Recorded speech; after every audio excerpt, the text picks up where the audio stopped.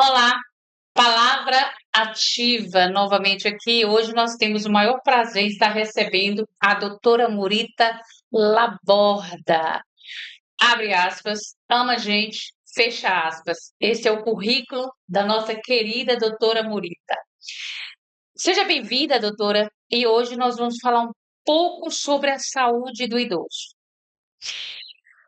O que caracteriza o envelhecimento na sua visão médica?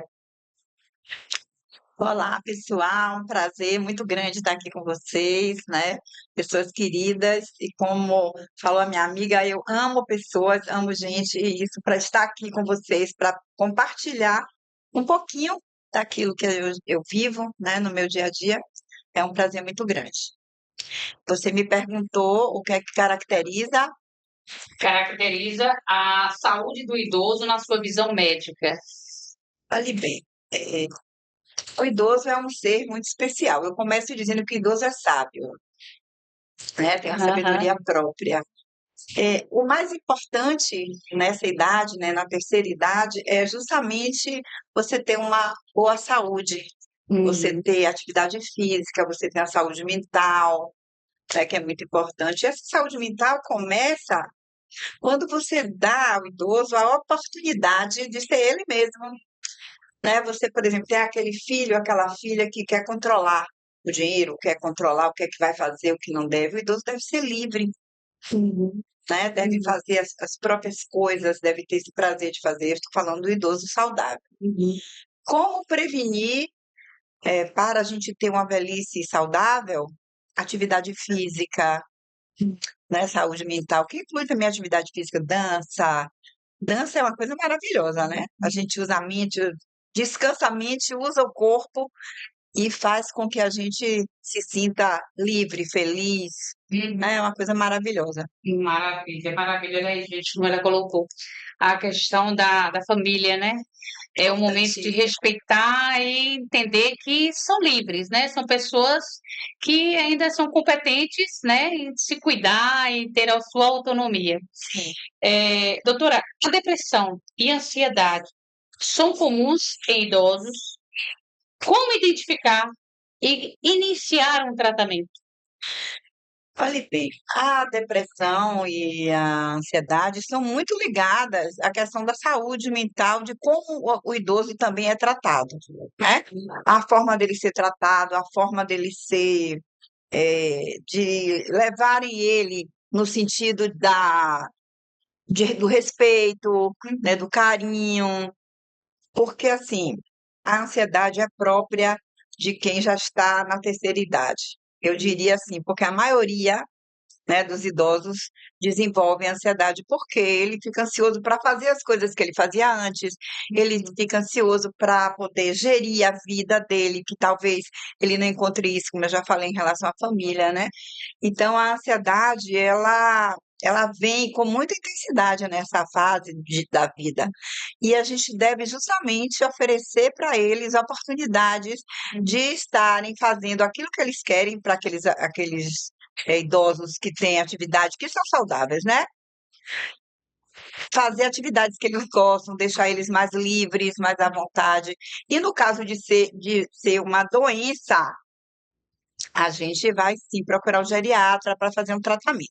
Aliás, a partir dos 50 anos, você já pode procurar um geriatra. Geriatra. Então, eu diria um gerontólogo, porque o geriatra cuida do idoso que é dodói, e o gerontólogo cuida do idoso saudável. Maravilha. E essa diferença de um para outro é super importante, né? E a partir dos 50 anos procurar um gerontólogo, né? Que já tem uma Sim, consciência de que precisa ser cuidado, sim, fazer um né? suplemento, né, direcionar as atividades, Uhum. comer comidas saudáveis, evitar aqueles alimentos que são processados, né? Uhum. Eu ia fazer uma pergunta e assim, mas você já respondeu. O que que a família poderia fazer, pode fazer, pelo bem-estar, né, desses idosos? Mas durante tanto tempo aqui ela colocou a questão da família, da necessidade da família ter esse olhar, essa escuta, esse cuidado, né? Verdade, de entender que são pessoas que apenas estão envelhecendo e que merecem o É, respeito, né? é, Merecem ser livres, é, fazer aquilo que eles é gostam. isso. É, ela acabou também de respondendo, né? Porque como é que qual a idade que você começa a se preparar para o envelhecimento saudável? Você acabou de falar, gerontólogo, 50 anos, e geriatra, até antes, contanto que Mas assim, é importante porque nós já começamos a envelhecer quando nascemos, na é, verdade, né? Então, depois dos 35, 40 anos, nossos órgãos já não respondem 100%, é. tanto quanto nós éramos, né, aos 30, né? Agora, é engraçado, assim, o que que a senhora acha da dificuldade, principalmente das mulheres, entenderem que a partir dos 40, 50 anos a gente está caminhando para o envelhecimento e procurar envelhecer da forma saudável? E muitas de nós não quer pensar dessa forma. O que que a senhora... É fuga. É até natural. Aí vai o botox, aí vai a plástica, aí vão as coisas físicas, Uhum, esquecendo de que o principal é a nossa essência, é aquilo é, que nós somos, é a nossa mente, entendeu? Então, é perceber que o que está dentro de nós, ele sai, né? Ele se estende para fora. E não é só uma plástica que vai resolver, aham. né? Você não se sentir envelhecido. Na verdade, nós falamos na filosofia que existe a Afrodite de ouro. A Afrodite de ouro é aquela mulher que, apesar de mais velha, ela se sente jovem, ela pratica a jovialidade em todos os sentidos, ela é ativa, ela lê, ela vai à festa, e ela tem a juventude dentro dela. Essa é a Afrodite de ouro. Então, nossa juventude verdadeira está dentro de nós, Uhum, tá? A nossa alegria de nós cultivarmos, como eu te falei, as virtudes, uhum. né? Para coisa muito assim que traz um desconforto é às vezes aquele idoso ou aquela idosa que por não ter atividade, por não ter acolhimento, se torna repetitivo, né? Porque muitas vezes quer atenção para si. Então a gente tem que ter a escuta, ter cuidado e trazer para eles algo que eles gostem para que essa juventude interior possa aparecer. Ok. Antes de começar o programa, a gente estava conversando ali nos bastidores e falando sobre as virtudes. Eu achei super interessante. Eu falei com a senhora que eu queria dividir isso com as pessoas. E não era só para ficar comigo essa, essa multiplicação de conhecimento. E eu quero que você fale um pouco assim de como foi que você iniciou um trabalho justamente para promover, né, essa conscientização das virtudes, o porquê da filosofia. A filosofia é uma coisa linda, é o amor à sabedoria, né? Então, assim, na filosofia a gente estuda as pessoas, de onde nós viemos, as civilizações, né? Como nós chegamos até aqui, como nós conseguimos, né? Mentalmente, espiritualmente, emocionalmente chegar onde nós chegamos, né? Através das civilizações. E uma coisa que a filosofia fala muito é a gente desenvolver as virtudes dentro de nós, é a nossa chama interior, né? A virtude é uma coisa importante que hoje a gente está perdendo, né? Perdendo muito com essas ideologias, com todos esses pensamentos, né, atuais que realmente vão de encontro àquilo que é mais convencional, aquilo que é o que a gente chama de ética e moral. Então, a filosofia, ela valoriza muito as virtudes, né? A generosidade, a Uma coisa paciência. interessante que a senhora colocou, não é aprender, é treinar. Fala um pouquinho sobre isso. É. A nossa mente, ela é treinável. E Aham. quanto mais nós treinamos a nossa mente, mais nós nos desenvolvemos, não só mentalmente, mas emocionalmente. Porque toda ação, ela vem de um sentimento, né? Uhum. Então, o sentimento é a prioridade. É que muitas pessoas elas não percebem que as atitudes vêm dos sentimentos. Por exemplo, você tem um sentimento de raiva, você agride alguém. Então, primeiro houve o sentimento de raiva para depois você colocar isso de uma outra maneira.